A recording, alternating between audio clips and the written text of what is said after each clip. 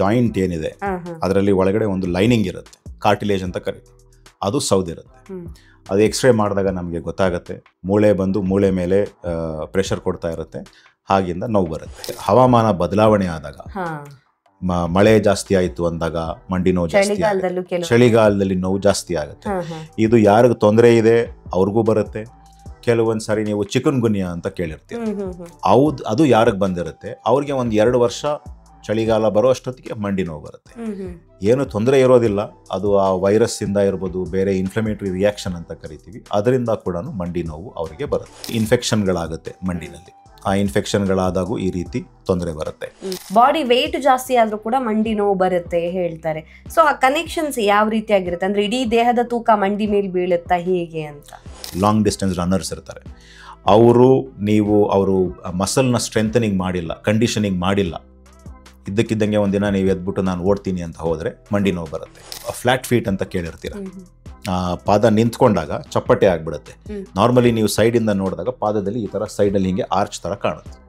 ಕೆಲವ್ರು ನಿಂತ್ಕೊಂಡಾಗ ಆ ರೀತಿ ಇರಲ್ಲ, ಫ್ಲಾಟ್ ಆಗ್ಬಿಡುತ್ತೆ, ಗ್ಯಾಪ್ ಇರೋದಿಲ್ಲ.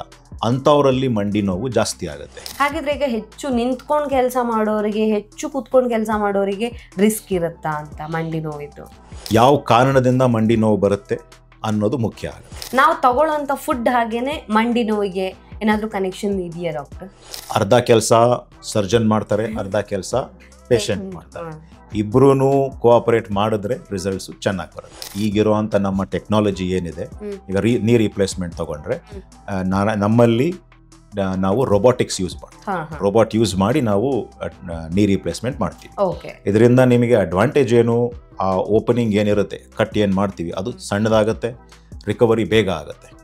ಬೆಳಗ್ಗೆ ಆಪರೇಷನ್ ಆದರೆ ಸಂಜೆನೇ ಎಬ್ಬಿಸಿ ಓಡಾಡಿಸ್ತೀವಿ. 2 ರೀತಿ ಜನನ ನೋಡ್ತೀವಿ, ತುಂಬಾ ಜಾಸ್ತಿ ಅವೇರ್ನೆಸ್ ಇರೋರ್ನು ನೋಡ್ತೀವಿ, ಅವೇರ್ನೆಸ್ ಇಲ್ಲದೆ ಇರೋರಂತ ನೋಡ್ತೀವಿ.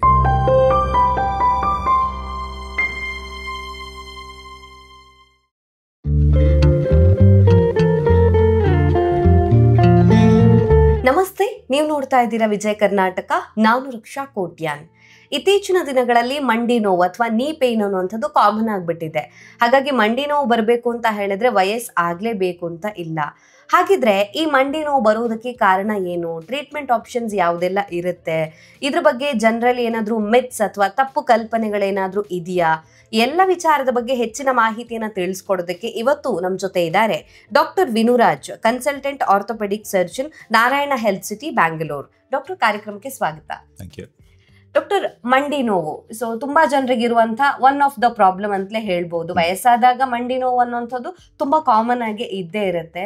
ಸೊ ವಯಸ್ಸಾದವರಲ್ಲಿ ಮಂಡಿ ನೋವು ಬರೋದಕ್ಕೆ ಕಾರಣ ಏನು ಅಂತ? ಮಂಡಿ ನೋವು ಹೆಚ್ಚು ವಯಸ್ಸಾಗಿರೋರಲ್ಲಿ ಕಾಣಿಸ್ಕೊಳ್ಳುತ್ತೆ. ಯಾಕೆ ಅಂದರೆ ಅವರ ಜಾಯಿಂಟ್ ಏನಿದೆ ಅದರಲ್ಲಿ ಒಳಗಡೆ ಒಂದು ಲೈನಿಂಗ್ ಇರುತ್ತೆ, ಕಾರ್ಟಿಲೇಜ್ ಅಂತ ಕರಿತೀವಿ, ಅದು ಸೌದಿರುತ್ತೆ. ಅದು ಎಕ್ಸ್ರೇ ಮಾಡಿದಾಗ ನಮಗೆ ಗೊತ್ತಾಗುತ್ತೆ. ಮೂಳೆ ಬಂದು ಮೂಳೆ ಮೇಲೆ ಪ್ರೆಷರ್ ಕೊಡ್ತಾ ಇರುತ್ತೆ, ಹಾಗಿಂದ ನೋವು ಬರುತ್ತೆ. ಜೊತೆಗೆ ಆ ಏಜಲ್ಲಿ ಇನ್ನೊಂದೇನಾಗುತ್ತೆ, ನಿಮ್ಮ ಮೂಳೆ ಸಾಂದ್ರತೆ ಕಡಿಮೆ ಆಗುತ್ತೆ, ನಿಮಗೆ ಹಲವಾರು ಡಿಫಿಷಿಯನ್ಸಿಗಳಿರುತ್ತೆ, ಇರುವಂಥ ಚಾನ್ಸಸ್ ಇರುತ್ತೆ. ಮಲ್ಟಿವಿಟಮಿನ್ ಡಿಫಿಷಿಯನ್ಸಿ ಇರ್ಬೋದು, ವಿಟಮಿನ್ ಡಿ ಡಿಫಿಷಿಯನ್ಸಿ ಇರ್ಬೋದು, ಇದರಿಂದ ಕೂಡ ಮಂಡಿ ನೋವು ಬರುತ್ತೆ. ಜೊತೆಗೆ ವಯಸ್ಸಾಗ್ತಾ ಇದ್ದಂಗೆ ಮಸಲ್ ಏನಿರುತ್ತೆ ಅದು ಲಾಸ್ ಆಗುತ್ತೆ, ಮಸಲ್ ಕಡಿಮೆ ಆಗುತ್ತೆ. ಕಡಿಮೆ ಆದಾಗ ಅವರ ಮಂಡಿನ ಕಂಟ್ರೋಲ್ ಮಾಡೋ ರೀತಿ ಅಂತ ಅವರಿಗೆ ಕಷ್ಟ ಆಗುತ್ತೆ. ಅದಾಗೋದ್ರಿಂದ ಕೂಡ ಮಂಡಿ ನೋವು ಬರುತ್ತೆ. ವಯಸ್ಸಾಗದೇ ಇರೋರಲ್ಲಿ ಮಂಡಿ ನೋವು ಕಾಣಿಸ್ಕೊಳ್ಳುತ್ತೆ ಅಂದ್ರೆ ನಿಮ್ಮ ಎಕ್ಸ್ಪೀರಿಯನ್ಸ್ ಪ್ರಕಾರ ಯಂಗ್ ಏಜ್ ಅವ್ರು ಯಾರಾದ್ರೂ ಡಾಕ್ಟರ್ ಮಂಡಿ ನೋವು ಅಂತ ಬರ್ತಾರ ಹೇಗೆ ಅಂತ? ಬರ್ತಾರೆ, ಪ್ರಪೋರ್ಷನ್ ಏನಿದೆ ಬರುವಂತ ಜನ ಕಡಿಮೆ ಇರ್ತಾರೆ. ಸಣ್ಣ ಮಕ್ಕಳಲ್ಲಿ ಈಗ ಅರೌಂಡ್ ಟೀನೇಜರ್ಸ್ ಅಲ್ಲಿ ಕೂಡ ನೋವು ಬರುತ್ತೆ. ಅವ್ರಿಗೆ ಯಾಕೆ ಬರುತ್ತೆ ಅಂತ ಹೇಳಿದ್ರೆ, ಆ ಮೂಳೆ ಬೆಳಿಬೇಕಾದ್ರೆ ಅಲ್ಲಿ ಗ್ರೋತ್ ಪ್ಲೇಟ್ ಅಂತ ಇರುತ್ತೆ, ಆ ಗ್ರೋತ್ ಪ್ಲೇಟ್ ಇಂದ ಮೂಳೆ ಬೆಳ್ಕೊಂಡು ಹೋಗುತ್ತೆ. ಆ ಗ್ರೋತ್ ಪ್ಲೇಟ್ಗೆ ಏನಾದ್ರು ತೊಂದರೆ ಆಗಿದ್ರೆ ಅಥವಾ ಸಡನ್ ಗ್ರೋತ್ ಸ್ಪರ್ಟ್ ಆದಾಗ ಅವರಿಗೆ ನೋವು ಬರುತ್ತೆ. ಇನ್ನು ಸ್ಲೈಟ್ಲಿ ಓಲ್ಡರ್ 20s ಇಂದ 40s ಸುಮಾರು ಜನಕ್ಕೆ ಸ್ಪೋರ್ಟ್ಸ್ ಇಂಜುರೀಸ್ ಆಗುತ್ತೆ. ಅವರು ಬಿದ್ದು ಕಾರ್ಟಿಲೇಜ್ ಡ್ಯಾಮೇಜ್ ಆಗ್ಬೋದು, ACL ಇಂಜುರಿ ಅಂತ ಕೇಳ್ತೀವಿ, ಆ ರೀತಿ ಆಗ್ಬೋದು, ಅಥವಾ ಟ್ವಿಸ್ಟ್ ಆಗಿ ಬೇರೆ ಲಿಗಮೆಂಟ್ಸ್ ಡ್ಯಾಮೇಜ್ ಆಗೋದಾಗಲಿ, ಸ್ಪ್ರೈನ್ ಆಗೋದಾಗಲಿ ಆಗುತ್ತೆ. ಸೊ ಅವರು ಅಂಥ ಏಜಲ್ಲಿ ಅವರು ಕಾಣಿಸ್ಬರುತ್ತೆ. ಇನ್ನು ಏಜ್ ಆದಮೇಲೆ ಆ ಕಾರ್ಟಿಲೇಜ್ ಸವ್ದೋಗಿರೋದ್ರಿಂದ ಆರ್ಥರೈಟಿಸ್ ಅಂತ ಏನಾಗುತ್ತೆ ಅದರಿಂದ ಕೂಡ ಬರುತ್ತೆ. ಇನ್ನು ಅಷ್ಟು ಜನ ಇರ್ತಾರೆ, ಅವರಿಗೆ ರುಮಟಾಯ್ಡ್ ಆರ್ಥರೈಟಿಸ್ ಅಂತ ಕಂಡೀಷನ್ ಇರುತ್ತೆ. ಅದು ಯಾವ ಏಜಲ್ಲಿ ಬೇಕಾದ್ರೂ ಬರ್ಬೋದು. 20ನೇ ವಯಸ್ಸಿಂದ ಶುರುವಾಗಿ 60-70ನೇ ವಯಸ್ಸು ತನಕನೂ ಆ ನೋವುಗಳು ಬರುವಂಥ ಸಾಧ್ಯತೆ ಇರುತ್ತೆ. ಸೊ ಯಂಗ್ ಏಜಲ್ಲೂ ಬರುತ್ತೆ, ಏಜ್ ಆದವ್ರಿಗೆ ಕಾಮನ್ ಆಗಿ ಬಂದೇ ಬರುತ್ತೆ. ಹೌದು. ಸೊ ಮಂಡಿ ನೋವು ಇತ್ತು ಅಂದಾಗ ಅದಕ್ಕೆ ಮುನ್ಸೂಚನೆ ಏನಾದರೂ ಇರುತ್ತೆ, ಲಕ್ಷಣಗಳು? ಓ ಈ ಥರ ಆಗ್ತಾ ಇದೆ, ಈ ಥರ ಫೀಲ್ ಆಗ್ತಾ ಇದೆ, ಮುಂದೆ ನಂಗೆ ಮಂಡಿ ನೋವು ಜಾಸ್ತಿ ಆಗುತ್ತೆ ಅನ್ನೋ ಥರ ಏನಾದರೂ? ಸೊ ಸಾಮಾನ್ಯವಾಗಿ ಬೆಳಗ್ಗೆ ಎದ್ದ ತಕ್ಷಣ ಸ್ವಲ್ಪ ಸ್ಟಿಫ್ನೆಸ್ ಅಂತ ಇರುತ್ತೆ, ಕೆಲವೊಂದು ಸಾರಿ ಮಂಡಿ ಊತ ಕಾಣಿಸ್ಕೊಳ್ಳುತ್ತೆ, ಅಥವಾ ನೀವು ನಡೀತಿರ್ಬೇಕಾದ್ರೆ ಶಬ್ದ ಬರುತ್ತೆ ಮಂಡಿನಲ್ಲಿ, ಕಟ್ ಅಂತ ಶಬ್ದ ಬರ್ಬೋದು. ಮೆಟ್ಲು ಹತ್ತಕ್ಕೆ ಇಳಿಯಕ್ಕೆ ನಿಮಗೆ ಮಂಡಿಯಲ್ಲಿ ಕಟ್ ಕಟ್ ಅಂತ ಸೌಂಡ್ ಬರುತ್ತೆ. ನಮಗೆ ಸಾಮಾನ್ಯವಾಗೂ ಬರುತ್ತದು, ಆದರೆ ಅದು ಬಂದಾಗ ನಿಮಗೆ ನೋವಾಗ್ತಾ ಇದೆ ಅಂದ್ರೆ ಅದರಿಂದ ಹೆಚ್ಚಾಗುವಂತ ಸಾಧ್ಯತೆ ಇರುತ್ತೆ. ಮೆಟ್ಲು ಹತ್ತೋದು ಇಳಿಯೋದು ಅದು ಮಾಡಿದಾಗ ನೋವು ಬರುತ್ತೆ. ಅಥವಾ ನೀವು ನಡೀತಾ ಇರ್ತೀರಾ, ಸಡನ್ ಆಗಿ ನಿಲ್ಲಿಸ್ಬಿಟ್ಟು ತಿರುಗಬೇಕು ಮಾಡಬೇಕು ಅಂದಾಗ ನಿಮಗೆ ಅದು ಮಾಡೋಕ್ಕಾಗೋದಿಲ್ಲ. ಈ ಥರ ಎಲ್ಲ ಇದ್ದಾಗ ನಿಮಗೆ ಆ ನೋವು ಇನ್ನೂ ಹೆಚ್ಚಾಗುವಂಥ ಸಾಧ್ಯತೆ ಇರುತ್ತೆ. ಸುಮಾರು ಜನದಲ್ಲಿ ನಾವು ಇನ್ನೊಂದೇನು ನೋಡ್ತೀವಿ ಅಂದರೆ, ಈ ಹವಾಮಾನ ಬದಲಾವಣೆ ಆದಾಗ, ಮಳೆ ಜಾಸ್ತಿ ಆಯಿತು ಅಂದಾಗ ಮಂಡಿ ನೋವು ಜಾಸ್ತಿ ಆಗುತ್ತೆ, ಚಳಿಗಾಲದಲ್ಲಿ ನೋವು ಜಾಸ್ತಿ ಆಗುತ್ತೆ. ಇದು ಯಾರಿಗೂ ತೊಂದರೆ ಇದೆ ಅವ್ರಿಗೂ ಬರುತ್ತೆ. ಕೆಲವೊಂದು ಸಾರಿ ನೀವು ಚಿಕನ್ ಗುನ್ಯಾ ಅಂತ ಕೇಳಿರ್ತೀರ, ಅದು ಯಾರಿಗೆ ಬಂದಿರುತ್ತೆ ಅವ್ರಿಗೆ 1-2 ವರ್ಷ ಚಳಿಗಾಲ ಬರೋ ಅಷ್ಟೊತ್ತಿಗೆ ಮಂಡಿ ನೋವು ಬರುತ್ತೆ. ಏನು ತೊಂದರೆ ಇರೋದಿಲ್ಲ, ಅದು ಆ ವೈರಸ್ ಇಂದ ಇರ್ಬೋದು, ಬೇರೆ ಇನ್ಫ್ಲಮೇಟರಿ ರಿಯಾಕ್ಷನ್ ಅಂತ ಕರಿತೀವಿ, ಅದರಿಂದ ಕೂಡ ಮಂಡಿ ನೋವು ಅವರಿಗೆ ಬರುತ್ತೆ. ಓಕೆ. ಇನ್ ಕೆಲವರಿಗೆ ರಾತ್ರಿ ಟೈಮಲ್ಲಿ ಹೆಚ್ಚು ಪೇನ್ ಕಾಣಿಸ್ಕೊಳ್ಳುತ್ತೆ, ಮಲಗಬೇಕಾದ್ರೇನೆ ಇದು ಜಾಸ್ತಿ ಅಂತ ಹೇಳ್ತಾರೆ. ಯಾಕೆ ನೈಟ್ ಟೈಮಲ್ಲಿ ಜಾಸ್ತಿ ಆಗುತ್ತೆ ಅಂತ? ಒಂದು ದಿನ ಪೂರ್ತಿ ಏನಾದ್ರು ಕೆಲಸ ಮಾಡ್ತಾ ಇರ್ತೀವಿ, ನಮಗೆ ಡಿಸ್ಟ್ರಾಕ್ಟ್ ಆಗೋದಕ್ಕೆ ಎಲ್ಲ ಇರುತ್ತೆ. ನೀವು ಈ ಕೆಲಸ ಮಾಡ್ಬೇಕು, ನಾನು ಇಲ್ಲಿ ಹೋಗ್ಬೇಕು, ನಾನು ಇದೇನೋ ಮುಗಿಸ್ಬೇಕು ಅಂತ ಇರುತ್ತೆ, ಅದೆಲ್ಲ ಮಾಡ್ತಾ ಇರ್ತೀವಿ. ಆಮೇಲೆ ಓಡಾಡ್ತಾ ಇರೋವಾಗ ನಮಗೆ ಅಷ್ಟು ಅದ್ರ ಬಗ್ಗೆ ಕಾನ್ಸಂಟ್ರೇಷನ್ ಬೇರೆ ಕಡೆ ಇರುತ್ತೆ. ರಾತ್ರಿ ಮಲಗಿದ್ದಾಗ ಎಲ್ಲ ಪ್ರಶಾಂತವಾಗಿರುತ್ತೆ, ಬೇರೆ ಇನ್ಯಾವುದು ನಿಮಗೆ ಡಿಸ್ಟ್ರಾಕ್ಟ್ ಮಾಡೋಕ್ಕೆ ಏನು ಇರೋದಿಲ್ಲ. ಅಂಥ ಸಮಯದಲ್ಲಿ ನೋವು ಶುರುವಾಗುತ್ತೆ. ಅದು ಒಂದು. ಇನ್ನೊಂದು ಬಂದು ದಿನ ಪೂರ್ತಿ ನೀವು ಓಡಾಡಿರ್ತೀರ, ಅದ್ರ ಮೇಲೆ ಅದರಿಂದ ಅದಕ್ಕೆ ಸ್ಟ್ರೆಸ್ ಬಿದ್ದಿರುತ್ತೆ. ಆ ಬಿದ್ದಿರೋದ್ರ ಎಫೆಕ್ಟ್ ಏನಿರುತ್ತೆ ನಿಮಗೆ ರಾತ್ರಿ ಹೊತ್ತು ಕಾಣಿಸ್ಕೊಳ್ಳುತ್ತೆ. ಸೊ ಇದು ಕಾರಣ ಆಗಿರುತ್ತೆ. ಬೇರೆ ಏನಾದ್ರೂ ಕಾರಣಗಳಿರುತ್ತೆ ಡಾಕ್ಟರ್ ಇದಕ್ಕೆ, ಮಂಡಿ ನೋವು ಬರೋದಕ್ಕೆ? ರುಮಟಾಯ್ಡ್ ಆರ್ಥರೈಟಿಸ್ ಅಂತ ಒಂದು ಹೇಳಿದೆ, ಕಾರ್ಟಿಲೇಜ್ ಇರ್ಬೋದು, ಸಾಫ್ಟ್ ಟಿಶ್ಯೂ ಇಂಜುರಿ ಅಂತ ಇರ್ಬೋದು, ಅದರಿಂದ ಎಲ್ಲನೂ ಬರುತ್ತೆ. ರೇರ್ಲಿ ಕೆಲವು ಸಾರಿ ಇನ್ಫೆಕ್ಷನ್ಗಳಾಗುತ್ತೆ ಮಂಡಿನಲ್ಲಿ. ಆ ಇನ್ಫೆಕ್ಷನ್ಗಳಾದಾಗೂ ಈ ರೀತಿ ತೊಂದರೆ ಬರುತ್ತೆ. ಇನ್ನು ಈ ಚಿಕನ್ ಗುನ್ಯಾ ಇರ್ಬೋದು, ಬೇರೆ ವೈರಲ್ ಇನ್ಫೆಕ್ಷನ್ಸ್ ಇರ್ಬೋದು, ಅದು ಬಂದರೆ ಕೂಡ ಈ ರೀತಿ ತೊಂದರೆ ಆಗುತ್ತೆ. ಬಟ್ ಮೆಜಾರಿಟಿ ನಾವು ಏನು ಕಾಣಿಸ್ಕೊಳ್ತೀವಿ, ಪೇಯ್ನ್ ಬರೋದು ಈ ವೇರ್ ಆ್ಯಂಡ್ ಟೇರ್ ಆಗಿರೋದ್ರಿಂದ, ಸೌದಿರೋದ್ರಿಂದ. ಇದು ಸುಮಾರೊಂದು 70-80% ಇದೇ ತೊಂದರೆ, ಇದರಿಂದಾನೇ ತೊಂದರೆ ಬರುತ್ತೆ. ಓಕೆ. ಬಾಡಿ ವೆಯ್ಟ್ ಜಾಸ್ತಿ ಆದರೂ ಕೂಡ ಮಂಡಿ ನೋವು ಬರುತ್ತೆ ಹೇಳ್ತಾರೆ. ಸೊ ಆ ಕನೆಕ್ಷನ್ಸ್ ಯಾವ ರೀತಿಯಾಗಿರುತ್ತೆ? ಅಂದರೆ ಇಡೀ ದೇಹದ ತೂಕ ಮಂಡಿ ಮೇಲೆ ಬೀಳುತ್ತಾ ಹೇಗೆ ಅಂತ? ನೀವು ಏನು ವೆಯ್ಟ್ ಇರ್ತೀರಾ ಅದರದ್ದು ಒಂದು ಮಲ್ಟಿಪಲ್ ಏನಿರುತ್ತೆ ಆ ಮಂಡಿ ಮೇಲೆ ಪ್ರೆಷರ್ ಬೀಳುತ್ತೆ. ನಿಂತ್ಕೊಂಡಾಗ 2-3 ನಿಮ್ಮ ಬಾಡಿ ವೆಯ್ಟು ಮಂಡಿ ಮೇಲೆ ಬೀಳುತ್ತೆ. ಮೆಟ್ಲು ಇಳಿದಾಗ ಸುಮಾರು 5 ನಿಮಗೆ ಅದರದ್ದು ವೆಯ್ಟ್ ಬೀಳುತ್ತೆ. ನೀವು ರನ್ನಿಂಗ್ ಮಾಡಿದಾಗ, ಓಡಿದಾಗ ಸುಮಾರು 7-8 ನಿಮಗೆ ಆ ಮಂಡಿ ಮೇಲೆ ಅದರ ಮೇಲೆ ಇಂಪ್ಯಾಕ್ಟ್ ಆಗುತ್ತೆ. ಸೊ ಹಾಗಾಗಿ ನಿಮ್ಮ ತೂಕ ಹೆಚ್ಚಾಗ್ತಾ ಏನು ಹೋಗುತ್ತೆ, ಆ ಮಂಡಿ ಮೇಲೆ ಅದರದ್ದು ಇಂಪ್ಯಾಕ್ಟ್ ಜಾಸ್ತಿ ಆಗ್ತಾ ಹೋಗುತ್ತೆ. ನಮ್ಮನ್ನು ಪ್ರಕೃತಿ ತಯಾರು ಮಾಡಿದಾಗ ಈ ಮಂಡಿ ಮೇಲೆ ಇಷ್ಟು ಒತ್ತಡ ಬೀಳಬಹುದು ಅಂತ ಅದನ್ನು ಡಿಸೈನ್ ಮಾಡಿರುತ್ತೆ ಮಂಡಿನ. ಅದಕ್ಕೆ ಹೆಚ್ಚಾಗಿ ನಾವು ತೊಂದರೆ ಕೊಟ್ಟರೆ, ಯಾಕಂದರೆ ಈಗಿನ ಕಾಲದಲ್ಲಿ ತೂಕ ಹೆಚ್ಚಾಗೋದು ಜಾಸ್ತಿ ಆಗಿದೆ. ಹಳೆ ಕಾಲದಲ್ಲಿ ನೀವು ತಗೊಂಡ್ರೆ ಹೆಚ್ಚು ತೂಕ ಇರೋರು ಕಂಡು ಬರ್ತಿರ್ಲಿಲ್ಲ, ಈಗ ಅದು ಹೆಚ್ಚಾಗಿದೆ. ಹಾಗಾಗಿ ಅದ್ರ ಮೇಲೆ ಬೀಳ್ತಾ ಇರುವಂಥ ಸ್ಟ್ರೆಸ್ ಏನಿದೆ ಅದು ಜಾಸ್ತಿ ಆದಷ್ಟು ತೊಂದರೆ ಜಾಸ್ತಿ ಆಗುತ್ತೆ, ನಿಮಗೆ ನೋವು ಜಾಸ್ತಿ ಆಗುತ್ತೆ. Okay. So body weight one of the reason ಆಗಿರುತ್ತೆ. Body weight one of the reasons. ಜೊತೆಗೆ ನೀವು ಆ ಮಂಡಿನ ಹೇಗೆ ಉಪಯೋಗಿಸ್ತೀರಾ, ಏನು ಮಾಡ್ತೀರಾ, ಇಂಪ್ಯಾಕ್ಟ್ ಮಾಡುವಂಥ ಎಕ್ಸಸೈಸಸ್ ಏನಿರುತ್ತೆ ಅದರಿಂದ ಹೆಚ್ಚು ತೊಂದರೆ ಆಗುವಂಥ ಸಾಧ್ಯತೆ ಇರುತ್ತೆ. ಸೊ ರನ್ನಿಂಗ್ ಇರ್ಬೋದು, ಎರೋಬಿಕ್ಸ್ ಮಾಡುವಂಥದ್ದು ಇರುತ್ತೆ, ಜಂಪಿಂಗ್ ಇರ್ಬೋದು. ಇದನ್ನು ಯಾವ ಜಾಗದಲ್ಲಿ ಮಾಡ್ತೀರಾ? ಕೆಲವರು ಎಕ್ಸ್ಪೀರಿಯನ್ಸ್ ಏನು ಅಂತಂದರೆ, ಈಗ ಲಾಂಗ್ ಡಿಸ್ಟೆನ್ಸ್ ರನ್ನರ್ಸ್ ಇರ್ತಾರೆ, ಅವರು ಮಸಲ್ನ ಸ್ಟ್ರೆಂಥನಿಂಗ್ ಮಾಡಿಲ್ಲ, ಕಂಡೀಷನಿಂಗ್ ಮಾಡಿಲ್ಲ, ಇದ್ದಕ್ಕಿದ್ದಂಗೆ ಒಂದಿನ ನೀವು ಎದ್ಬಿಟ್ಟು ನಾನು ಓಡ್ತೀನಿ ಅಂತ ಹೋದರೆ ಮಂಡಿ ನೋವು ಬರುತ್ತೆ. ಯಾಕಂದರೆ ನಿಮ್ಮ ಜಾಯಿಂಟ್ ಬ್ಯಾಲೆನ್ಸ್ ಇರ್ಬೋದು, ಮಸಲ್ ಇರ್ಬೋದು, ಅದು ಕಂಡೀಷನಿಂಗ್ ಆಗಿಲ್ಲ. ಹಾಗಾಗಿ ನಿಮಗೆ ಫಿಟ್ನೆಸ್ಗೋಸ್ಕರ ನಾನು ಓಡಬೇಕು ಅಂದಾಗ ನಾವು ಅಡ್ವೈಸ್ ಮಾಡೋದೇನು ಅಂದರೆ, ಮೊದಲು ವಾಕಿಂಗ್ ಮಾಡಿ, ನಂತರ ಮೊದಲನೇ ದಿನ ಮೇ ಬಿ ನೀವು 200 ಮೀಟ್ರೇ ಓಡ್ಬೋದು, ತೊಂದರೆ ಇಲ್ಲ. ನಿಮಗೆ ಅದು ಅಭ್ಯಾಸ ಆಗಬೇಕು. ಎತ್ತಾ ಇದ್ದಂಗೆ ನಾನು 3 ಕಿಲೋಮೀಟರ್ ಓಡ್ತೀನಿ, 5 ಕಿಲೋಮೀಟರ್ ಓಡ್ತೀನಿ ಅಂದರೆ ನಿಮಗೆ ಮಂಡಿ ನೋವು ಖಚಿತ ಅದು. ಹಾಗಾಗಿ ಅದನ್ನು ನಿಧಾನವಾಗಿ ಕಂಡೀಷನ್ ಮಾಡ್ತಾ ಹೋಗಬೇಕಾಗತ್ತೆ, ಸ್ಟ್ರೆಂಥನಿಂಗ್ ಮಾಡ್ತಾ ಹೋಗಬೇಕಾಗತ್ತೆ. ಆಮೇಲೆ ನೀವು ಬಳಸುವಂಥ ಶೂಸ್ ಇರ್ಬೋದು, ನೀವು ಓಡೋವಂಥ ರೀತಿ ಇರ್ಬೋದು, ನೀವು ನಿಮ್ಮ ಬೆರಳು ಮುಂಭಾಗದ ಮೇಲೆ ಲ್ಯಾಂಡ್ ಆಗ್ತೀರಾ ಅಥವಾ ಹಿಮ್ಮಡಿ ಮೇಲೆ ಲ್ಯಾಂಡ್ ಆಗ್ತೀರಾ, ಯಾವ ರೀತಿಯಲ್ಲಿ ಆಗ್ತೀರಾ ಅದರಿಂದನೂ ಇಂಪ್ಯಾಕ್ಟ್ ಆಗುತ್ತೆ. ಗ್ರೌಂಡಲ್ಲಿ ಮಣ್ಣಿನ ಮೇಲೆ ಓಡ್ತಾ ಇದ್ದೀರಾ ಅಥವಾ ಕಾಂಕ್ರೀಟ್ ಮೇಲೆ ಓಡ್ತಾ ಇದ್ದೀರಾ ಅಥವಾ ಟಾರ್ ರೋಡ್ ಮೇಲೆ ಓಡ್ತಾ ಇದ್ದೀರಾ, ಇದರಿಂದ ಕೂಡ ಇಂಪ್ಯಾಕ್ಟ್ ಆಗುತ್ತೆ. ಹೀಗಾಗಿ ಅದು ಕೂಡ ಮ್ಯಾಟರ್ ಆಗುತ್ತೆ. ಓಕೆ, ನೀವು ಹೇಳಿದ್ರಿ ಡಾಕ್ಟರ್, ಈಗ ಶೂ ಹಾಕೋದು ಅಂತ ಕೆಲವರಿಗೆ ಹೇಳ್ತಾರೆ ಹೀಲ್ಸ್ ಹಾಕಿದ್ರೆ, ಹೈ ಹೀಲ್ಸ್ ಹಾಕಿದ್ರು ಕೂಡ ಪೇನ್ ಬರುತ್ತೆ ಅಂತ. ಹೌದಾ? ನಾವು ಹಾಕುವಂತ ಚಪ್ಪಲಿಗೂ ಮತ್ತೆ ಮಂಡಿ ನೋವು ಆತರ ಕನೆಕ್ಷನ್ಸ್ ಇದೆಯಾ ನಿಜವಾಗಿಯೂ ಅಂತ? ಹಾಕುವಂಥ ಚಪ್ಪಲಿ ಎಲ್ಲಿ ಹಾಕ್ತೀವಿ, ಹೇಗೆ ಹಾಕ್ತೀವಿ, ಅದು ಸಾಫ್ಟ್ ಇದೆಯಾ, ಗಟ್ಟಿ ಇದೆಯಾ, ಹೀಲ್ ಜಾಸ್ತಿ ಇದೆಯಾ, ಹೇಗಾಗುತ್ತೆ ಅಂದರೆ ನೀವು ಹೀಲ್ ಜಾಸ್ತಿ ಹಾಕಿದಷ್ಟು ನಿಮ್ಮ ಬ್ಯಾಲೆನ್ಸ್ ಬದಲಾಗುತ್ತೆ. ನಿಮ್ಮ ಬ್ಯಾಲೆನ್ಸ್ ಬದಲಾದಾಗ ನಿಮ್ಮ ಮಸಲ್ಸ್ ಏನಿದೆ ಅದು ಕಂಪ್ಲೀಟಾಗಿ ಸ್ಟ್ರೆಂಥನ್ ಮಾಡಿದ್ದೀರಾ, ನೀವು ಬ್ಯಾಲೆನ್ಸ್ ಮಾಡೋಕ್ಕಾಗುತ್ತೆ ಅಂದರೆ ಇಂಪ್ಯಾಕ್ಟ್ ಕಡಿಮೆ ಆಗುತ್ತೆ. ಅದು ಸ್ಟ್ರೆಂಥನ್ ಮಾಡದೆ ಅದನ್ನು ನೀವು ಸಡನ್ನಾಗಿ ಹಾಕಿದ ತಕ್ಷಣ ಏನಾಗುತ್ತೆ, ಪ್ರೆಷರು ಅದು ಜಾಸ್ತಿ ಆಗೇ ಆಗುತ್ತೆ. ಚಪ್ಪಲಿ ಕೂಡ ಅಷ್ಟೇ, ಸಾಫ್ಟ್ ಆಗಿರುತ್ತಾ ಅಥವಾ ಗಟ್ಟಿ ಇರುತ್ತಾ, ಯಾವ ರೀತಿ ಇರುತ್ತೆ, ಅದನ್ನು ಹಾಕೋದ್ರಿಂದನೂ ಕೂಡ ಆಗುತ್ತೆ. ಕೆಲವರಿಗೆ ನೀವು ಫ್ಲಾಟ್ ಫೀಟ್ ಅಂತ ಕೇಳಿರ್ತೀರ, ಪಾದ ನಿಂತ್ಕೊಂಡಾಗ ಚಪ್ಪಟೆ ಆಗ್ಬಿಡುತ್ತೆ. ನಾರ್ಮಲಿ ನೀವು ಸೈಡಿಂದ ನೋಡಿದಾಗ ಪಾದದಲ್ಲಿ ಈ ಥರ ಸೈಡಲ್ಲಿ ಹಿಂಗೆ ಆರ್ಚ್ ಥರ ಕಾಣುತ್ತೆ. ಕೆಲವರು ನಿಂತ್ಕೊಂಡಾಗ ಆ ರೀತಿ ಇರಲ್ಲ, ಫ್ಲಾಟ್ ಆಗ್ಬಿಡುತ್ತೆ, ಗ್ಯಾಪ್ ಇರೋದಿಲ್ಲ. ಅಂಥವರಲ್ಲಿ ಮಂಡಿ ನೋವು ಜಾಸ್ತಿ ಆಗುತ್ತೆ. ಕಾರಣ ಏನು ಅಂದರೆ ಮೆಕ್ಯಾನಿಕ್ಸ್ ಅಂತ ಏನು ಕರಿತೀವಿ ಅದು ಬದಲಾವಣೆ ಆಗುತ್ತೆ. ಆವಾಗ ಏನಾಗುತ್ತೆ, ನಾವು ಮಂಡಿಗೆ ಏನೇ ಮಾಡಿದ್ರು ಆ ನೋವು ಕಡಿಮೆ ಆಗದೆ ಇರ್ಬೋದು.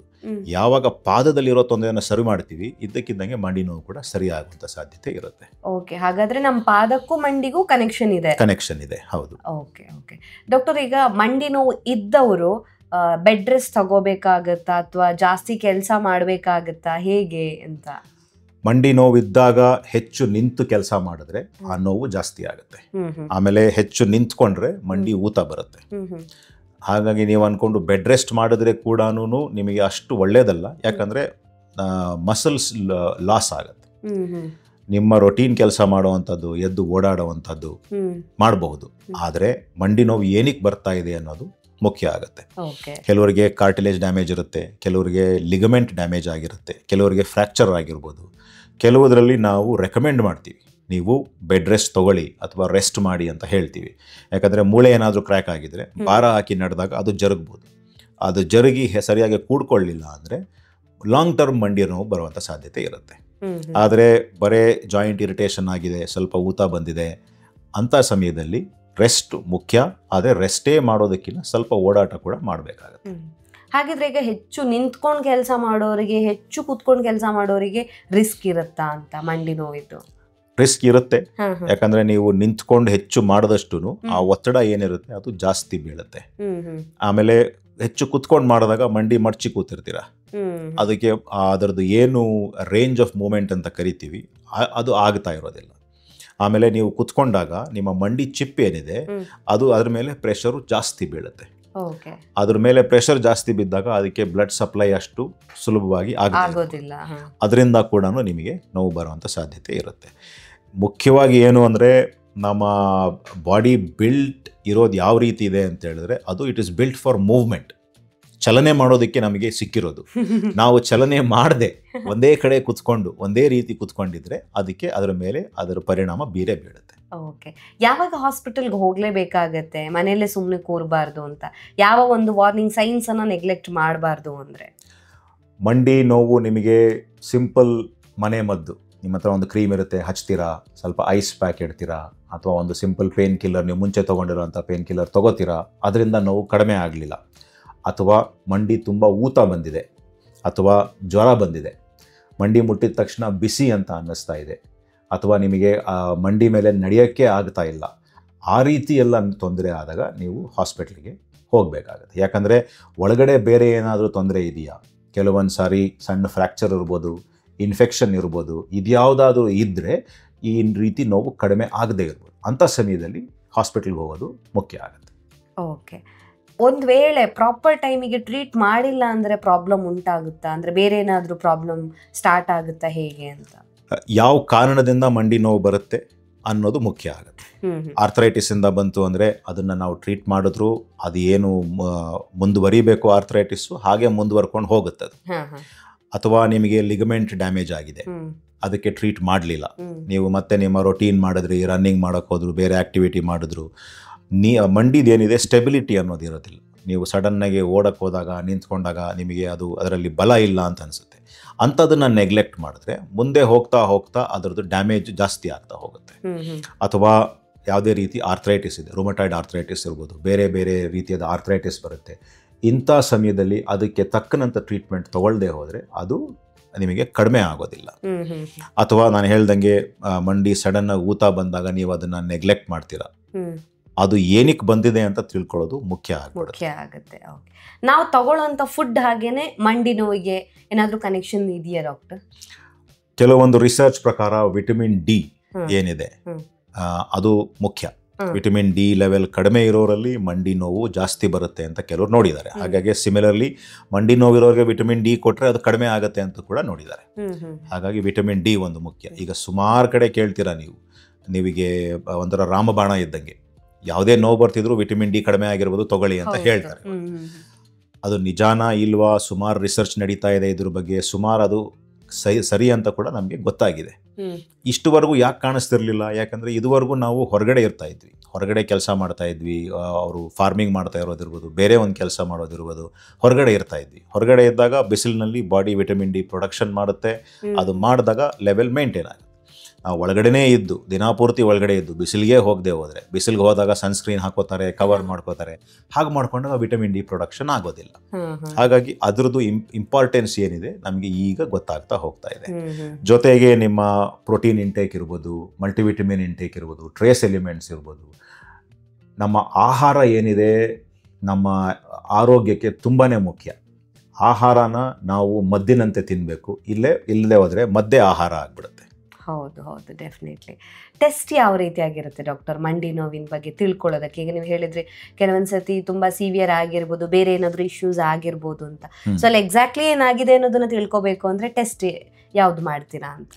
ಮೊದಲನೇದಾಗಿ ಒಂದು ಎಕ್ಸ್ರೇ ಮಾಡ್ತೀವಿ. ಎಕ್ಸ್ರೇ ಮಾಡಿ ನೋಡಿದಾಗ ಅದರಲ್ಲಿ ಕೆಲವು ಸಾರಿ ಗೊತ್ತಾಗ್ಬಿಡುತ್ತೆ, ಮಂಡಿ ಸೌದಿದೆ ಅಥವಾ ಕ್ರ್ಯಾಕ್ ಇದೆ, ಇನ್ನೇನೋ ತೊಂದರೆ ಇದೆ ಅಂತ ಗೊತ್ತಾಗುತ್ತೆ. ಆ ಎಕ್ಸ್ರೇನಲ್ಲಿ ಗೊತ್ತಾಗಲಿಲ್ಲ ಅಂತಂದರೆ ಅವರ ಏನು ಸಿಂಪ್ಟಮ್ಸ್ ಇದೆ, ಏನು ತೊಂದರೆಗಳಿದೆ ಅದ್ರ ಪ್ರಕಾರ ನೋಡಿಕೊಂಡು ಕೆಲವು ಸಾರಿ MRI ಮಾಡಿಸ್ತೀವಿ. MRIನಲ್ಲಿ ಅವರು ಲಿಗಮೆಂಟ್ ಡ್ಯಾಮೇಜ್ ಇದೆಯಾ, ಕಾರ್ಟಿಲೇಜ್ ಡ್ಯಾಮೇಜ್ ಇದೆಯಾ, ಏನಿದೆ ಅಂತ ಗೊತ್ತಾಗುತ್ತೆ. ಕೆಲವೊಂದು ಸಾರಿ ಬ್ಲಡ್ ಟೆಸ್ಟ್ ಮಾಡಿಸ್ಬೇಕಾಗತ್ತೆ. ಇನ್ಫೆಕ್ಷನ್ ಏನಾದರೂ ಇದ್ದರೆ ಅಥವಾ ರುಮಟಾಯ್ಡ್ ಆರ್ಥ್ರೈಟಿಸ್ ಇದ್ದರೆ ಅದನ್ನು ಕ್ಲಾರಿಫೈ ಮಾಡ್ಕೊಳ್ಳೋದಕ್ಕೆ, ಕನ್ಫರ್ಮ್ ಮಾಡೋದಕ್ಕೆ ಕೆಲವೊಂದು ಬ್ಲಡ್ ಟೆಸ್ಟ್ ಮಾಡಬೇಕಾಗತ್ತೆ. ಕೆಲವ್ರಿಗೆ ನೀವು ಗೌಟ್ ಅಂತ ಕೇಳಿರ್ತೀರ, ಯೂರಿಕ್ ಆ್ಯಸಿಡ್ ಜಾಸ್ತಿ ಆದಾಗ ಮಂಡಿ ನೋವು, ಕಾಲು ನೋವು ಬರುವಂಥವ್ರು ಇರುತ್ತೆ. ಆಗಾಗ ಯೂರಿಕ್ ಆ್ಯಸಿಡ್ ಟೆಸ್ಟ್ ಕೂಡ ಮಾಡಿಸ್ತೀವಿ. ಕೆಲವೊಂದು ಸಾರಿ ಮಂಡಿ ಊತ ಬಂದಿದೆ, ನಮಗೇನಾದರೂ ಇದು ಇನ್ಫೆಕ್ಷನ್ ಇರ್ಬೋದಾ, ಬೇರೆ ಏನಾದರೂ ತೊಂದರೆ ಇರ್ಬೋದಾ ಅಂತ ಡೌಟ್ ಬಂದಾಗ ಮಂಡಿ ಒಳಗಡೆ ಸೂಜಿ ಹಾಕಿ ಆ ಫ್ಲೂಯಿಡ್ ತೆಗೆದು ಅದನ್ನು ಟೆಸ್ಟ್ ಮಾಡಿಸ್ತೀವಿ ಲ್ಯಾಬಲ್ಲಿ, ಏನು ತೊಂದರೆ ಇದೆ ಅಂತ ಅದರಲ್ಲಿ ಗೊತ್ತಾಗುತ್ತೆ. ಓಕೆ, ಈಗ ಟೆಸ್ಟ್ ಆದಮೇಲೆ ಟ್ರೀಟ್ಮೆಂಟ್ ಯಾವುದೆಲ್ಲ ಕೊಡ್ತೀರಾ ಅಂತ? ಈಗ ಒಂದೊಂದು ಪ್ರಾಬ್ಲಮ್ಗೆ ಒಂದೊಂದು ಥರ ಟ್ರೀಟ್ಮೆಂಟ್ ಇರ್ಬೋದು, ಆ ಸಿವಿಯಾರಿಟಿ ಮೇಲೆ ಹೋಗುತ್ತೆ. ಸೊ ಒಂದೊಂದಾಗಿ ಹೇಳ್ತಾ ಹೋಗೋದಾದ್ರೆ ಡಾಕ್ಟರ್, ಯಂಗರ್ ಏಜ್ ಗ್ರೂಪ್ ಅಂತ ತಗೊಂಡ್ರೆ ಅವರಿಗೆ ಯಾವ್ದಾದ್ರು ಲಿಗಮೆಂಟ್ ಡ್ಯಾಮೇಜ್ ಇದೆ, ಸ್ಪ್ರೈನ್ ಆಗಿದೆ ಅಂತಂದರೆ, ಸ್ಪ್ರೈನ್ ಆಗಿರೋರಿಗೆ ಅದಕ್ಕೆ ಒಂದು ಸಪೋರ್ಟ್ ಕೊಡ್ತೀವಿ, ರೆಸ್ಟ್ ಮಾಡೋಕ್ಕೆ ಹೇಳ್ತೀವಿ, ಐಸ್ ಪ್ಯಾಕ್ ಇಡಿ, ಅದಕ್ಕೆ ಕ್ರೀಮ್ ಹಚ್ಚಿ, ಪೇಯ್ನ್ ಕಿಲ್ಲರ್ ತೊಗೊಳ್ಳಿ ಅಂತ ಹೇಳ್ತೀವಿ. ಅದು ನಮಗೆ MRIನಲ್ಲಿ ಏನಾದರೂ ಡ್ಯಾಮೇಜ್ ಇದೆ ಅಂತ ಕ್ಲಾರಿಟಿ ಬಂತು ಅಂದರೆ, ಈಗ ACL ಅಂತ ಒಂದು ಲಿಗಮೆಂಟ್ ಇದೆ, ಅದು ನಮ್ಮ ಮಂಡಿ ಬ್ಯಾಲೆನ್ಸ್ ಮಾಡೋದಕ್ಕೆ, ಸಪೋರ್ಟ್ಗೆ ತುಂಬ ಮುಖ್ಯ. ಎಸ್ಪೆಷಲಿ ಯಂಗರ್ ಏಜ್ ಗ್ರೂಪಲ್ಲಿ ತುಂಬ ಮುಖ್ಯ. ಅಂಥ ಸಮಯದಲ್ಲಿ ACL ರೀಕನ್ಸ್ಟ್ರಕ್ಷನ್ ಮಾಡಿಸಿ ಅಂತ ಹೇಳ್ತೀವಿ. ಆವಾಗ ಅದು ಇಂಪ್ರೂವ್ಮೆಂಟ್ ಆಗುತ್ತೆ. ಇಲ್ಲ ಕೆಲವೊಂದು ಸಾರಿ ನಿಮಗೆ ಬೇರೆ ಏನಾದರೂ ತೊಂದರೆ ಇದೆ, ಆರ್ಥ್ರೈಟಿಸ್ ಇದೆ ಅಂದಾಗ ನಿಮಗೆ ಎತ್ತಾನೇ ನಾವು ಜಾಯಿಂಟ್ ರಿಪ್ಲೇಸ್ಮೆಂಟ್ ಹೇಳ್ತೀವ, ಕೆಲವ್ರಿಗೆ ಹೇಳ್ಬೋದು, ಎಲ್ಲರಿಗೂ ಹೇಳುವಂಥ ಸಾಧ್ಯತೆ ಇರೋದಿಲ್ಲ. ಯಾಕಂದರೆ ಆಪರೇಷನ್ ಮಾಡೋವಂಥದ್ದು ಒಂದು ರೀತಿ ಸುಲಭದ ಕೆಲಸ. ಅದಾದ್ಮೇಲೆ ಪೇಷಂಟು ಅದನ್ನ ಹೇಗೆ ರಿಕವರಿ ಮಾಡ್ತಾರೆ, ಕ್ಯಾರಿ ಮಾಡ್ಕೊಂಡು ಹೋಗ್ತಾರೆ ಅನ್ನೋದು ಮುಖ್ಯ ಆಗುತ್ತೆ. ಫಿಸಿಯೋಥೆರಪಿ ಮಾಡ್ತಾರಾ ಇಲ್ವಾ, ಅರ್ಧ ಕೆಲಸ ಸರ್ಜನ್ ಮಾಡ್ತಾರೆ, ಅರ್ಧ ಕೆಲಸ ಪೇಷಂಟ್ ಮಾಡ್ತಾರೆ. ಇಬ್ಬರೂ ಕೋಆಪರೇಟ್ ಮಾಡಿದ್ರೆ ರಿಸಲ್ಟ್ಸು ಚೆನ್ನಾಗಿ ಬರುತ್ತೆ. ಕೆಲವೊಂದು ಸಾರಿ ಏನೂ ಬೇಕಾಗಲ್ಲ, ಪೇಯ್ನ್ ಕಿಲ್ಲರ್, ರೆಸ್ಟ್ ಮಾಡಿ, ಅದಕ್ಕೆ ಸಪ್ಲಿಮೆಂಟ್ ತೊಗೊಂಡು, ಫಿಸಿಯೋಥೆರಪಿ ತುಂಬ ಮುಖ್ಯ, ಸ್ಟ್ರೆಂಥನಿಂಗ್ ಮಾಡಿ ಬ್ಯಾಲೆನ್ಸ್ ಎಲ್ಲ ಮಾಡಿದ್ರೆ ಸುಮಾರು ಜನಕ್ಕೆ ಅದು ನೋವು ಕಡಿಮೆ ಆಗುತ್ತೆ. ಅಕಸ್ಮಾತ್ ಈಗ ನಿಮಗೆ ಗೌಟ್ ಅಂತ ಬಂದಾಗ ಅದಕ್ಕೆ ಅಪ್ರಾಪ್ರಿಯೇಟ್ ಟ್ರೀಟ್ಮೆಂಟ್ ಇರುತ್ತೆ, ಮೆಡಿಕಲ್ ಟ್ರೀಟ್ಮೆಂಟ್ ಇರುತ್ತೆ, ಅದನ್ನು ಮಾಡ್ತೀವಿ. ಮಂಡಿನಲ್ಲಿ ಏನಾದರೂ ಇನ್ಫೆಕ್ಷನ್ ಇದೆ ಅಂತ ಬಂದರೆ ಆವಾಗ ಮಂಡಿ ಒಳಗಡೆ ಒಂದು ಸ್ಕೋಪ್ ಹಾಕಿ ಆಥ್ರೋಸ್ಕೋಪಿ ಅಂತ ಮಾಡ್ತೀವಿ, ಅದನ್ನು ಕ್ಲಿಯರ್ ಔಟ್ ಮಾಡಿ ವಾಶ್ ಔಟ್ ಮಾಡ್ತೀವಿ. ಮಾಡಿದಾಗ ಅದರಿಂದ ಕೂಡ ನಿಮಗೆ ಇಂಪ್ರೂವ್ಮೆಂಟ್ ಆಗುತ್ತೆ. ಓಕೆ. ಸೊ ಅದು ಬಿಟ್ಟು ಬೇರೆ ಏನಾದರೂ ಈಗ ಸಿವಿಯರ್ ಆಯಿತು ಅಂದಾಗಲೂ ಆಪ್ರೇಷನ್ ಮಾಡ್ತೀರಾ ಹೇಗೆ ಅಂತ?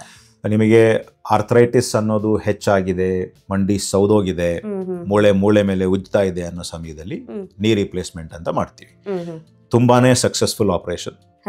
ಯಾರು ನಡೆಯಕ್ಕಾಗದೇ ಇರ್ತಾರೆ, ಕೆಲವರು ನೀವು ನೋಡ್ತೀರಾ ಕಾಲು ಈ ಥರ ಬಾಗಿರುತ್ತೆ, ಅಂಥವರು ಕೂಡ ಕಾಲು ನೇರ ಆಗುತ್ತೆ, ಮಂಡಿ ನೇರ ಆಗುತ್ತೆ, ನಡೆಯೋದಕ್ಕೆ ಸುಲಭ ಆಗುತ್ತೆ ಅವ್ರಿಗೆ. ತುಂಬಾನೇ ಸಕ್ಸಸ್ಫುಲ್ ಆಪರೇಷನ್. ಆದರೆ ನಾನು ಆಗಲೇ ಹೇಳ್ದಂಗೆ ಪೇಷಂಟ್ ಕೂಡ ಕೋಆಪರೇಟ್ ಮಾಡಬೇಕು, ಎಕ್ಸಸೈಸ್ ಮಾಡಬೇಕು, ನಡಿಬೇಕು, ಮಾಡಿದ್ರೇ ಅದು ಸಕ್ಸಸ್ ಆಗುತ್ತೆ. ಅದು ಬಿಟ್ಟು ಇನ್ನು ನೀವು ಬೇರೆ ಇನ್ನೇನು ಅಪ್ರಾಪ್ರಿಯೇಟ್ ಟ್ರೀಟ್ಮೆಂಟ್ ಏನು ಬರುತ್ತೆ ಅದನ್ನು ಮಾಡಿದಾಗ ನಿಮಗೆ ಎಫೆಕ್ಟಿವ್ ಆಗುತ್ತೆ. ಎಲ್ಲದರಲ್ಲೂ ಮುಖ್ಯ ಇರೋದೇನು ಅಂತಂದರೆ ಏನು ಕಾರಣದಿಂದ ನೋವು ಬರ್ತಾ ಇದೆ ಅದನ್ನು ನಾವು ಕ್ಲಿಯರ್ ಆಗಿ ಗೊತ್ತಾಗಬೇಕು. ಯಾಕಂದರೆ ಕೆಲವು ಸಾರಿ ಹಿಪ್ ಜಾಯಿಂಟಲ್ಲಿ ತೊಂದರೆ ಇರುತ್ತೆ, ಆದರೆ ಅದು ಮೆದುಳಿಗೆ ಅನ್ನಿಸ್ತಿರೋದೇನು ಅಂದರೆ ಮಂಡಿಲಿ ತೊಂದರೆ ಇದೆ ಅಂತ ಆಗುತ್ತೆ. ಅದು ನಾರ್ಮಲ್, ಅದು ಓವರ್ಲ್ಯಾಪ್ ಆಗುತ್ತೆ. ಅಂಥ ಸಮಯದಲ್ಲಿ ಮಂಡಿ ನೋಡ್ತೀವಿ, ಮಂಡಿಲಿ ಏನೂ ತೊಂದರೆ ಇಲ್ಲ, ಅದು ಮೂಮೆಂಟ್ ಸರಿಗಿದೆ, ಎಕ್ಸ್ರೇ ಕ್ಲಿಯರ್ ಆಗಿದೆ. ಅಂಥ ಸಮಯದಲ್ಲಿ ನಾವು ಯೋಚನೆ ಮಾಡೋದೇನು ಅಂದರೆ ಒಂದು ಜಾಯಿಂಟ್ ಮೇಲೆ ಅಥವಾ ಒಂದು ಜಾಯಿಂಟ್ ಕೆಳಗೆ ಏನಾದರೂ ತೊಂದರೆ ಇದೆಯಾ, ಅಥವಾ ಈ ಥೈ ಬೋನ್ನಲ್ಲಿ ಏನಾದರೂ ತೊಂದರೆ ಇದೆಯಾ, ಇದೇನಾದರೂ ಇನ್ವೆಸ್ಟಿಗೇಟ್ ಮಾಡಿ ನೋಡ್ತೀವಿ. ಅದರಲ್ಲಿ ತೊಂದರೆ ಇದೆ, ಅದರ ತಕ್ಕಂಗೆ ಟ್ರೀಟ್ಮೆಂಟ್ ಕೊಡಬೇಕಾಗುತ್ತೆ. ಓಕೆ. ನೀವು ಹೇಳಿದ್ರಿ ಡಾಕ್ಟರ್ ಆಗಲೇ ಮಾತಾಡ್ತಾ, ಈಗ ಅರ್ಧ ಕೆಲಸ ಡಾಕ್ಟ್ರು ಮಾಡ್ತಾರೆ, ಇನ್ನು ಅರ್ಧ ಕೆಲಸ ಪೇಷಂಟ್ ಮಾಡಬೇಕಾಗತ್ತೆ ಅಂತ. ಸೊ ಪೇಷಂಟ್ ಆಫ್ಟರ್ ಆಪರೇಷನ್ ಅಥವಾ ಆಫ್ಟರ್ ಟ್ರೀಟ್ಮೆಂಟ್ ಎಷ್ಟು ಕೇರ್ಫುಲ್ ಆಗಿರಬೇಕಾಗುತ್ತೆ, ಯಾವೆಲ್ಲ ಸ್ಟೆಪ್ಸ್ನ ಫಾಲೋ ಮಾಡಲೇಬೇಕಾಗತ್ತೆ ಅಂತ? ಮೊದಲನೇದಾಗಿ ಈಗ ನಾವು ಯಾವುದೇ ರೀತಿ ಸರ್ಜರಿ ಮಾಡಿದಾಗ ಅವತ್ತಿನ ದಿನಾನೇ ಈಗಿರುವಂಥ ನಮ್ಮ ಟೆಕ್ನಾಲಜಿ ಏನಿದೆ, ಈಗ ನೀ ರಿಪ್ಲೇಸ್ಮೆಂಟ್ ತಗೊಂಡ್ರೆ ನಮ್ಮಲ್ಲಿ ನಾವು ರೋಬೋಟಿಕ್ಸ್ ಯೂಸ್ ಮಾಡ್ತೀವಿ. ರೋಬೋಟ್ ಯೂಸ್ ಮಾಡಿ ನಾವು ನೀ ರಿಪ್ಲೇಸ್ಮೆಂಟ್ ಮಾಡ್ತೀವಿ. ಇದರಿಂದ ನಿಮಗೆ ಅಡ್ವಾಂಟೇಜ್ ಏನು, ಆ ಓಪನಿಂಗ್ ಏನಿರುತ್ತೆ, ಕಟ್ ಏನು ಮಾಡ್ತೀವಿ ಅದು ಸಣ್ಣದಾಗುತ್ತೆ, ರಿಕವರಿ ಬೇಗ ಆಗುತ್ತೆ. ಬೆಳಗ್ಗೆ ಆಪರೇಷನ್ ಆದರೆ ಸಂಜೆನೇ ಎಬ್ಬಿಸಿ ಓಡಾಡಿಸ್ತೀವಿ.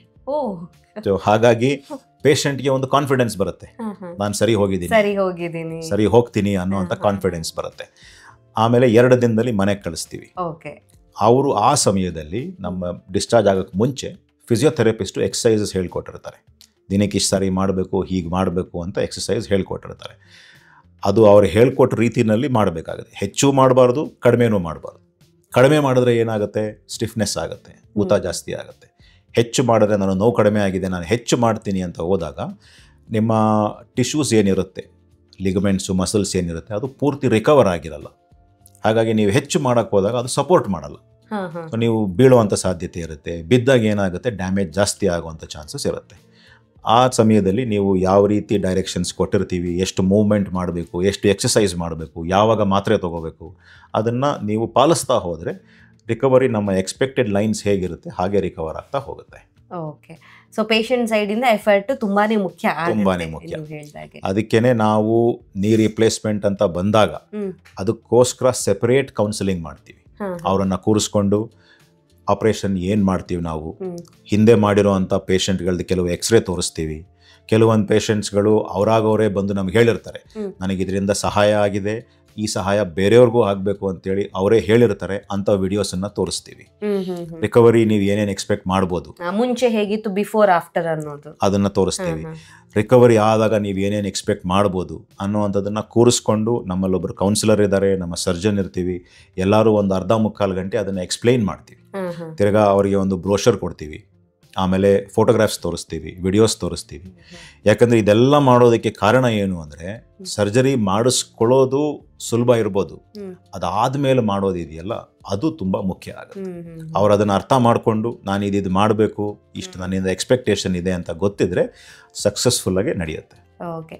ಇಲ್ಲಾಂದ್ರೆ ಡಾಕ್ಟ್ರಿಗೆ ಬೇಕಾಗಿ ಆಪರೇಷನ್ ಮಾಡಿದ್ರು ಅಂತ ಆಗಬಾರ್ದಲ್ವಾ? ಕೆಲವು ಸಾರಿ ಆ ರೀತಿ ಬರುತ್ತೆ, ಆದರೆ ಅವರು ಕೌನ್ಸಿಲಿಂಗ್ ಸರಿಯಾಗಿ ಮಾಡಿದ್ದು, ಅವರಿಂದ ಏನು ಎಕ್ಸ್ಪೆಕ್ಟೇಷನ್ ಇದೆ ಅಂತ ಅವ್ರು ಅರ್ಥ ಮಾಡ್ಕೊಂಡಿದ್ರೆ ಅಂಥವ್ರು ತುಂಬ ಚೆನ್ನಾಗಿ ಮಾಡ್ತಾರೆ. ಯಾಕಂದರೆ ಕೆಲವರು ಅನ್ಕೋತಾರೆ, ತುಂಬ ಜನ ಅಂತಲ್ಲ, ಕೆಲವು ಕಡೆಗಳಲ್ಲಿ ಒಪಿನಿಯನ್ಸ್ ಇರುತ್ತೆ. ಅಂದರೆ ಇವಾಗ ಹೆಲ್ತ್ ಸೆಕ್ಟರ್ ಕೂಡ ಬಿಸ್ನೆಸ್ ಆಗಿ ಕನ್ವರ್ಟ್ ಆಗ್ತಾ ಇದೆ, ಅವ್ರಿಗೆ ಬೇಕಾಗಿ ಮಾಡ್ತಾರೆ ಅನ್ನೋ ಥರದ್ದಿರುತ್ತೆ. ಆದರೆ ಆ್ಯಕ್ಚುಲ್ ಆಗಿ ಪೇಷಂಟ್ಗೆ ಏನು ಬೇಕು ಅನ್ನೋದು ಕೂಡ ಅಲ್ಲಿ ಮುಖ್ಯ ಆಗಿರುತ್ತೆ.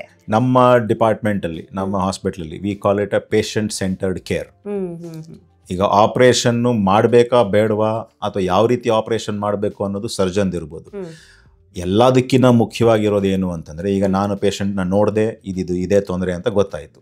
ಮೊದಲನೇದು ನಾವು ಕೇಳೋದು ಏನು ಅಂತಂದರೆ, ಇಲ್ಲಿ ತನಕ ಬಂದಿದ್ದೀರಾ ನೀವು, ಟ್ರೀಟ್ಮೆಂಟಿಂದ ನಿಮ್ಮ ಎಕ್ಸ್ಪೆಕ್ಟೇಷನ್ ಏನಿದೆ. ಕೆಲವ್ರ ಎಕ್ಸ್ಪೆಕ್ಟೇಷನ್ ಇರ್ಬೋದು ನಾನು ಮನೇಲಿ ನಡೆಯೋಕ್ಕಾಗೋಂಗಿರಬೇಕು, ಕೆಲವ್ರ ಎಕ್ಸ್ಪೆಕ್ಟೇಷನ್ ಇರ್ಬೋದು ನಾನು ಯಾವುದೋ ಪಿಲಿಗ್ರಿಮೇಜ್ಗೆ ಹೋಗಬೇಕು, ಅದಕ್ಕೆ ಹೋಗಬೇಕು ಅಂತ. ಇನ್ನು ಕೆಲವರು ಗಾಲ್ಫ್ ಆಡೋರು ಇರ್ತಾರೆ, ಬೇರೆ ಲೈಟ್ ಸ್ಪೋರ್ಟ್ಸ್ ಮಾಡೋರು ಇರ್ತಾರೆ, ಅಂಥವರು ನನಗೆ ಅದು ಮಾಡಬೇಕು ಅಂತ ಇರುತ್ತೆ. ಇನ್ನು ಕೆಲವರು ನನಗೆ ಮಲಗಿದ್ದಾಗ ಕೂತಿದ್ದಾಗ ನೋವಿರದೇ ಇರೋಂಗಿದ್ರೆ ಸಾಕು ಅಂತ. ಟ್ರೀಟ್ಮೆಂಟ್ ಎಲ್ಲರಿಗೂ ಒಂದೇ ಇರೋಲ್ಲ. ಪೇಷಂಟ್ ರಿಕ್ವೈರ್ಮೆಂಟ್ ಏನಿರುತ್ತೆ ಅದರ ಪ್ರಕಾರ ನಾವು ಟೈಲರ್ ಮೇಡ್ ಟ್ರೀಟ್ಮೆಂಟ್ ಕೊಡ್ತೀವಿ ಅವ್ರಿಗೆ. ಆವಾಗ ಏನಾಗುತ್ತೆ, ಪೇಷಂಟ್ ಕಡೆಯಿಂದ ನಮಗೆ ಸಿಗುವಂಥ ಕೋಆಪ್ರೇಷನ್ನು ಜಾಸ್ತಿ ಆಗುತ್ತೆ, ಪೇಷಂಟ್ಗೂ ಸರ್ಜನ್ ಮೇಲೆ ಕಾನ್ಫಿಡೆನ್ಸ್ ಬರುತ್ತೆ. ಅದು ಬಂದಾಗ ಅದು ರಿಕವರಿ ಏನಿರುತ್ತೆ, ಔಟ್ಕಮ್ ಏನಿರುತ್ತೆ ಚೆನ್ನಾಗಾಗುತ್ತೆ. ಓಕೆ ಡಾಕ್ಟರ್, ನಿಮ್ಮ ಪ್ರಕಾರ ಅನ್ನಿಸ್ತಾ ಇದೆ ಅಥವಾ ನಿಮ್ಮ ಎಕ್ಸ್ಪೀರಿಯನ್ಸಲ್ಲಿ ಇವಾಗಲೂ ಕೂಡ ಜನರಿಗೆ ಈ ಮಂಡಿ ನೋವಿನ ಬಗ್ಗೆ ಅಥವಾ ಅವ್ರು ಕೇರ್ಲೆಸ್ ಮಾಡ್ತಾರೆ ಅಥವಾ ಅವ್ರಿಗೆ ಅವೇರ್ನೆಸ್ ಇದೆ ಅಂತ ಅನಿಸುತ್ತಾ ನಿಮಗೆ? ಹೇಗೆ? ಎರಡು ರೀತಿ ಜನನ ನೋಡ್ತೀವಿ. ತುಂಬಾ ಜಾಸ್ತಿ ಅವೇರ್ನೆಸ್ ಇರೋರ್ನು ನೋಡ್ತೀವಿ, ಅವೇರ್ನೆಸ್ ಇಲ್ಲದೆ ಇರೋರಂತ ನೋಡ್ತೀವಿ. ಹಾಗಾಗಿ ಕೆಲವರೆಲ್ಲ ಪೂರ್ತಿ ರಿಸರ್ಚ್ ಮಾಡ್ಕೊಂಡು ಬಂದಿರ್ತಾರೆ, ಅವ್ರಿಗೆ ಇದೇ ರೀತಿ ಬೇಕು ಹೀಗೆ ಬೇಕು ಅಂತ ಬಂದಿರೋರು ಇರ್ತಾರೆ.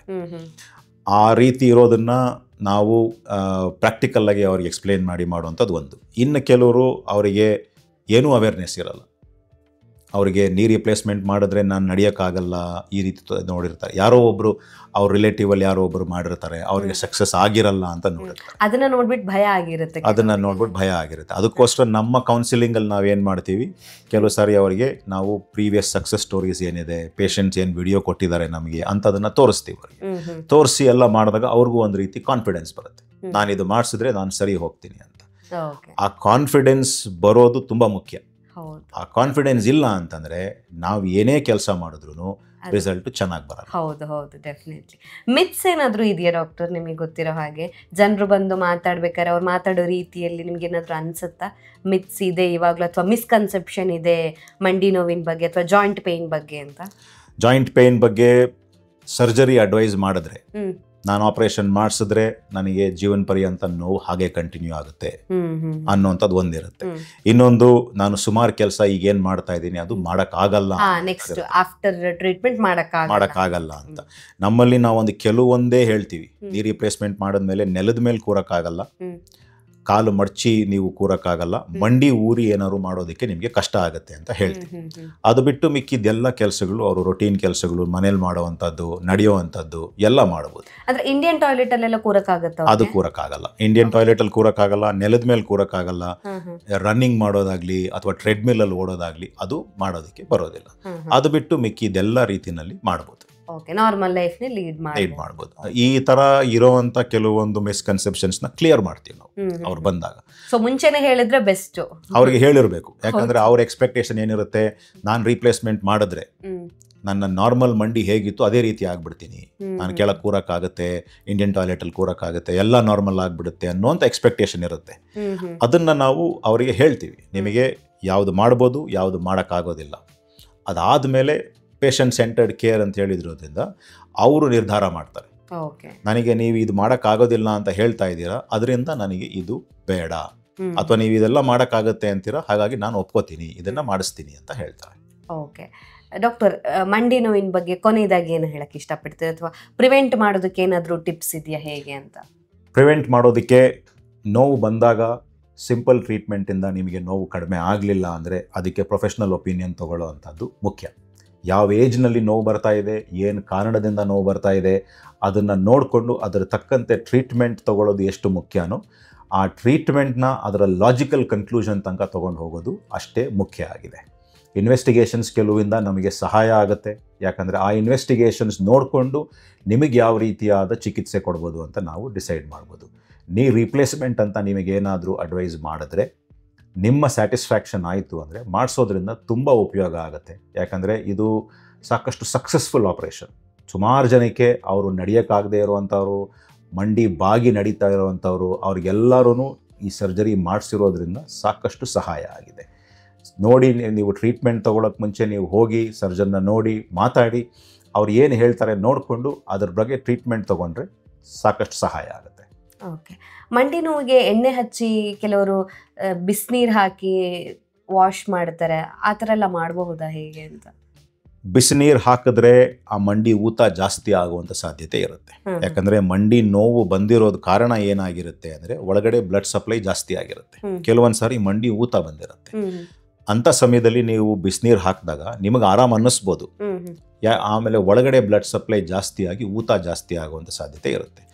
ಮಂಡಿ ಊತ ಬಂದಾಗ ನಾವು ಅಡ್ವೈಸ್ ಮಾಡೋದು ಐಸ್ ಪ್ಯಾಕ್ ಇಡಿ ಅಂತ, ತಣ್ಣಗೆ ಮಾಡಬೇಕಾಗುತ್ತೆ. ತಣ್ಣಗೆ ಮಾಡಿದ್ರೆ ಸ್ವಲ್ಪ ಇರುವಂಥ ಊತ ಕಡಿಮೆ ಆಗುತ್ತೆ, ನಿಮಗೆ ನೋವು ಕಡಿಮೆ ಆಗುತ್ತೆ, ರಿಲೀಫ್ ಸಿಗುತ್ತೆ. ಇನ್ನು ಮಸಾಜ್ ಮಾಡಿಸೋದು ನೀವು ಹೆಚ್ಚು ಪ್ರೆಷರ್ ಹಾಕಿ ಮಾಡಬಾರ್ದು. ಮಾರ್ಕೆಟಲ್ಲಿ ಸಿಗುವಂಥ ಹಲವಾರು ಕ್ರೀಮ್ ಇರ್ಬೋದು, ತೈಲ ಇರ್ಬೋದು, ಅದು ಹಚ್ಚಿದ್ರೆ ಒಂದು ಲೆವೆಲ್ ತನಕ ನಿಮಗೆ ನೋವು ಕಡಿಮೆ ಆಗುತ್ತೆ. ಮಂಡಿ ಒಳಗೆ ಟೆಂಪ್ರರಿ ಸೊಲ್ಯೂಷನ್ ಅದು ಕೆಲಸ ಮಾಡೋ ರೀತಿ ಹೇಗೆ ಅಂದರೆ ಮಂಡಿ ಒಳಗಡೆ ಅದು ಏನು ವ್ಯತ್ಯಾಸ ಮಾಡಲ್ಲ, ಹೊರಗಡೆ ಅಷ್ಟೇನೆ ಮಾಡುತ್ತೆ. ನಿಮಗೊಂದು ರೀತಿ ನಮಗೆ ನೋವು ಕಡಿಮೆ ಆಯಿತು ಅಂತ ಅನಿಸುತ್ತೆ, ಅಷ್ಟೇ ಆಗೋದಾಗ್ಲಿ. ನಿಮಗೆ ಅದ್ರದ್ದೊಂದು ಸಾರಿ ಎಫೆಕ್ಟ್ ಕಡಿಮೆ ಆಗಿದ ತಕ್ಷಣ ನಿಮಗೆ ಮತ್ತೆ ನೋವು ವಾಪಸ್ ಬರುತ್ತೆ.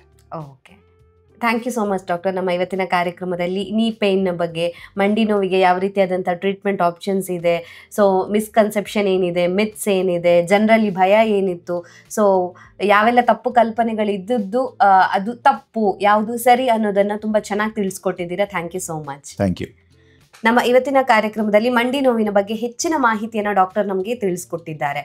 ಆರೋಗ್ಯಕ್ಕೆ ಸಂಬಂಧಿಸಿದಂಥ ಹೆಚ್ಚಿನ ವಿಡಿಯೋಗಳನ್ನು ನಮ್ಮ ವಿಜಯ ಕರ್ನಾಟಕ ಹೆಲ್ತ್ ಪೇಜ್ನಲ್ಲಿ ನೀವು ನೋಡಬಹುದು.